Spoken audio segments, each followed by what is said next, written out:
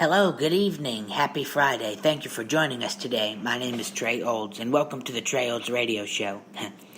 Today, my special guest is comedian, performer, and entertainer, Mr. Mark Matthews. Thank you, and join us in a minute. Okay, my first question to you is, how did you get started in the entertainment industry? How did you begin your career? In entertainment or stand-up comedy, Trey? Well, stand-up comedy. Mm-hmm. Stand-up comedy was more of a dare from my friends. I went into an amateur competition strictly because my buddy said, "Hey, you're funny, you should do that." And I did it. Tried to do it anyway. First amateur competition I went in, there were 12 competitors, and I came last. I sucked very badly. Oh, no. But then the next year I came back, same competition, same contest, and won. So I learned something in between. Mm-hmm. And do you still do comedy? Are you still? I have now. It's been 33 years. Yep. Yeah. What is the most challenging part being a comedian? Challenging in what way, Trey? I mean, as far as career goes, personally, or? Well, personally for you, what do you find is the most difficult or most challenging part being a comedian? Trying to stay relevant. I'm 57 years old now, so a lot of the crowd is half my age at least. Mm-hmm. And trying to stay relevant and trying to keep the typical components of a comedian at bay.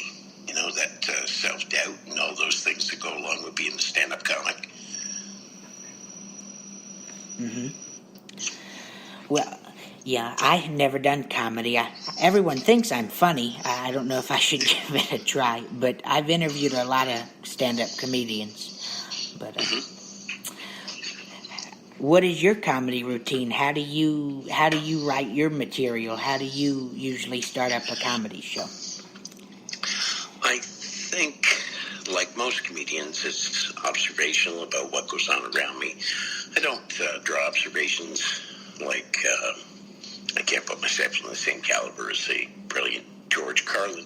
It's more just my relevant life experiences and how I see the humor in those and translating that to the audience, bring them along, trials and tribulations you go through. It's, it's the typical joke, the running gag on The Simpsons and things that it's funny because it's true. Mm-hmm. Well, that's really what it is. Truth in comedy is funny. So yeah. That's mine. I don't do impressions. I'm not a singing comedian or ventriloquist. It's mine is just straight stand-up monology and tell stories, basically. Yeah. Yeah, most comedy comes from life, True enough. I mean, it comes through the living of it and the observation of it and the comparison to what you could do or should do. And sometimes to the extreme and even to the ridiculous, right? And that can make it funny. I mean, for me, it's the inspiration comes along as I just kind of roll through life, daily events, things like that. Maybe I see them a different way. Maybe I just want to see what the crowd will react to when I say something dark or cruel. But, never against a single person. It's more against the situation, right? Mm-hmm. Yeah, and it changes in different times. It depends on which audience is there. The experiences and the comedy routine changes each time. Well, absolutely. Yeah, I mean, portions of it. I mean, nowadays it's much more challenging because of the internet being available everywhere. I mean, mobile, in your hand. So you do a show, and if somebody's watching pieces of it on YouTube or something, it's gone. It's already old after so many views, right? Mm-hmm. So it's not like you go to a club to see a comedian and you enjoy the new material and you get excited for the favorite bits that you might remember. Now you can see the act over and over and over again, and often if that's too much exposure, if it's been exposed too much, then on the next tour it better be all new material, or the audience is just saying, "Oh, I've heard this." whereas they used to come in and go, oh, I love this. Yeah. I'm not quite of that exposure level. I really don't have to worry about people saying, oh, I've heard this, because it's Canadian show business. I think 9 people in total know me. But Well, eventually I'm sure more people will hear of you, and I'm sure people already hear of you more than 9 people. I'll definitely celebrate the day I get to, a dozen. That'll be a big day here. From here to Mississippi. Yeah. Yeah. I found you because YouTube, the internet. And Yeah. And the internet is good like that, What was it you saw about me on the internet? It was just you doing comedy. YouTube has a tendency of showing me things of random, that spark my interest in interviews. Yeah, of course. Yeah. I'm sure your suggestion list is very long, Trey, but we won't go into it. It's far too personal. Here's a video you might like. Oh, God, I got to clear my history again.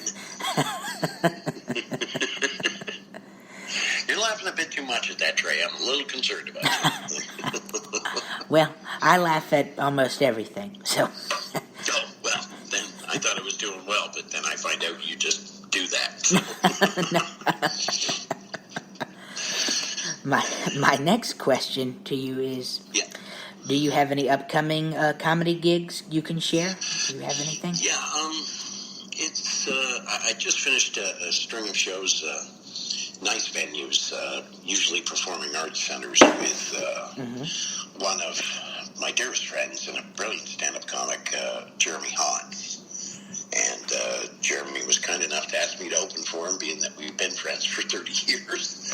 And that was good fun. What the other part of me that just happened, I don't know really whether to call it luck or just serendipity, because I don't know if you know it from what you've read, but 12 years ago in November, I had a kidney transplant.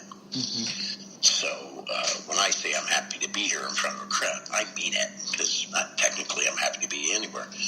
But yeah, I actually am here talking to you because I got a kidney from my little brother. Mm-hmm. He was pissed when he found out we took it. But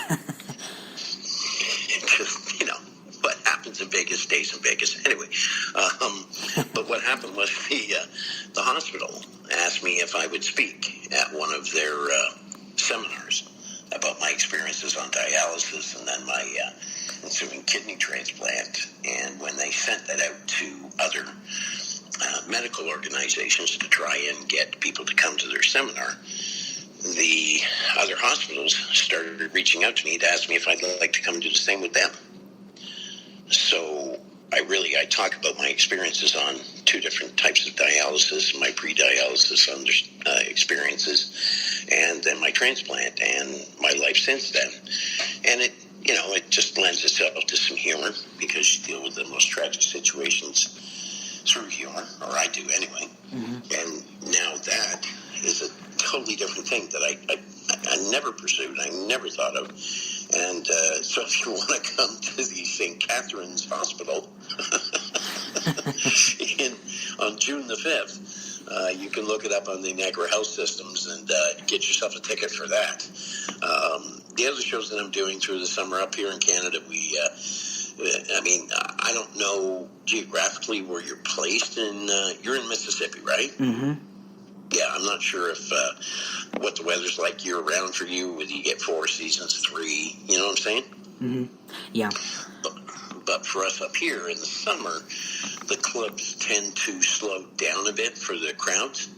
So, because everybody's, out sun searching for 4 months of the year. I'm not to mean we're buried under ice the other 8 months of the year. So for some of your listeners further south, no, there's no snow here right now. It was about 65 degrees today and really nice. But in the summer, it's patio on beach time for Canadians, right? We all take our pasty bodies outside and warm them up a bit, brown them up a bit. So I do some corporate shows and private shows and fundraising shows through the summertime, but I look forward back to the fall to get back in the clubs. But thanks for asking.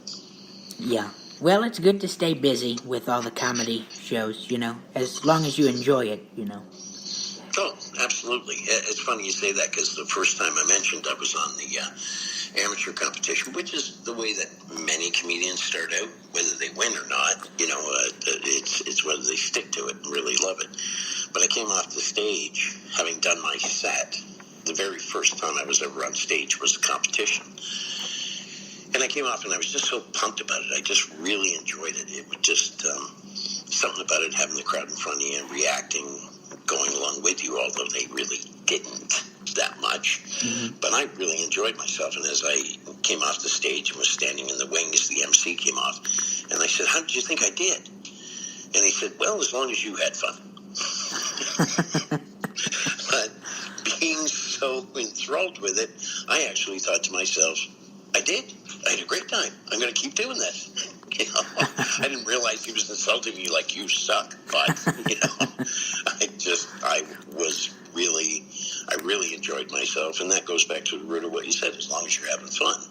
And I still have fun. And I think that's at the core of every stand-up comic. I truly believe that most comedians, and they prove it often by dropping in at a club or whatever, they do this for free. Just don't tell anybody. Yeah.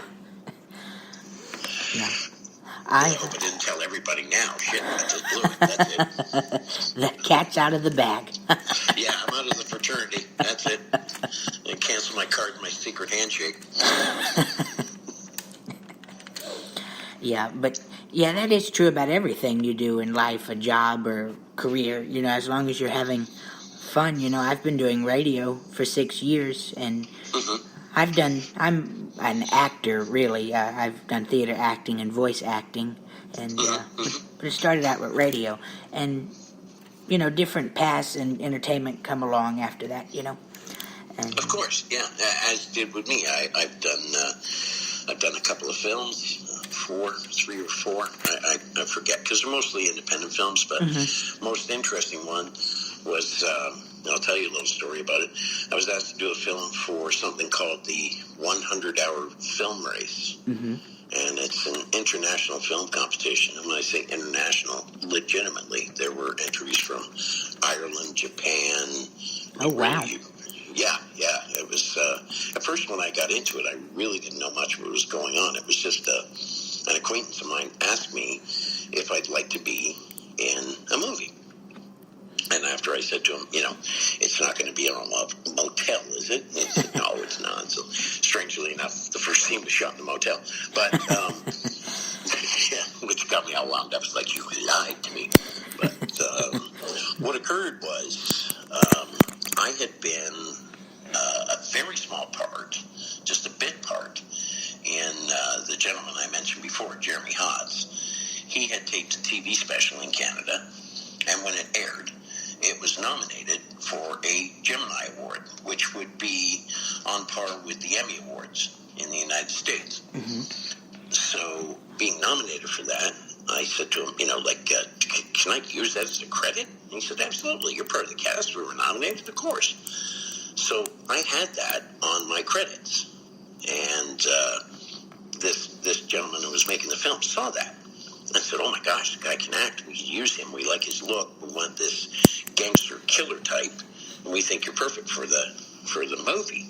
Okay. So they took that I was an experienced actor, and really, in the TV special, I was on screen for maybe 30 seconds, and I never spoke. I just had this maniacal look, like I was both crazy and completely detached from society, right? So they didn't delve into it too much. Not too many questions were asked. They just asked me if I wanted to be in it, and I didn't know what my level of participation would be. So when we got to the set, now I'll just back up a second. 100-hour film race means that you start on, say, a Thursday, and on the Thursday you get all the paperwork that's involved. You get 3 things, and I believe the 3 things were you had to have a prop, and the prop was a carrot. You had to show an emotion, which was emotional detachment. And the third thing, I think, was something to do with the directing or shooting of it. But nonetheless, I'm sitting out front of this hotel at about 6, 7 in the morning,